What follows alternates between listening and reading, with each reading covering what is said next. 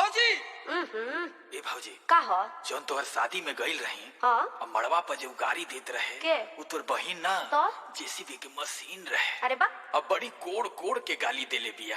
ओकर चेहरा हमार आँखी से उतरत नहीं के। अच्छा ए भौजी का अब तू ही कोनो उपाय लगावा। अरे मोट रहे ना तनी सा छोट रहे। अरे कोलठी का ना तो गोर रहे। बाबू डीजे महिल बाजार देवरिया देवरिया देवरिया देवरिया देवरिया।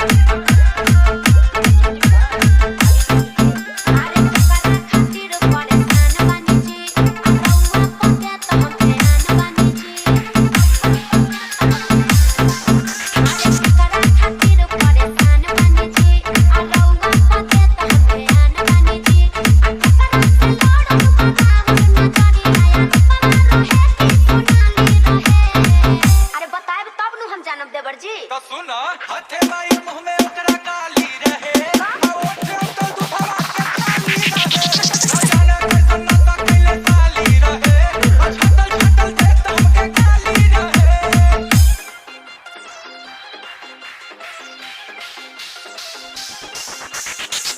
बाबू डीजे महिल बाजार देवरिया देवरिया देवरिया देवरिया देवरिया।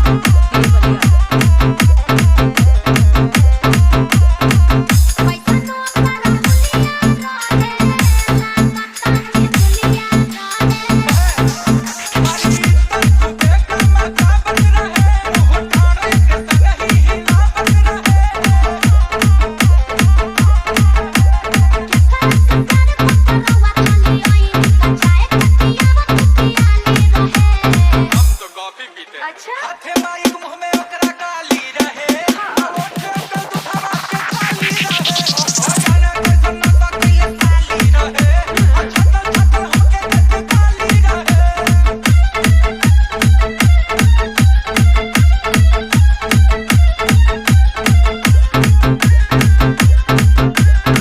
बाबू डीजे महिल बाजार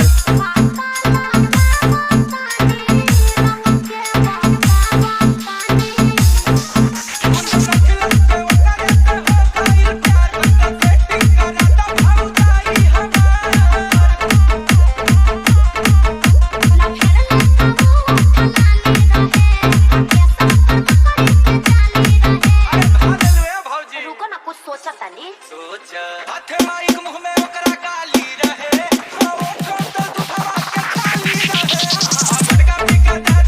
बाबू डीजे महिल बाजार। अरे सलोनिया रहे देवर जी भौजी सलोनी को फोन किया जाए। ऐ साला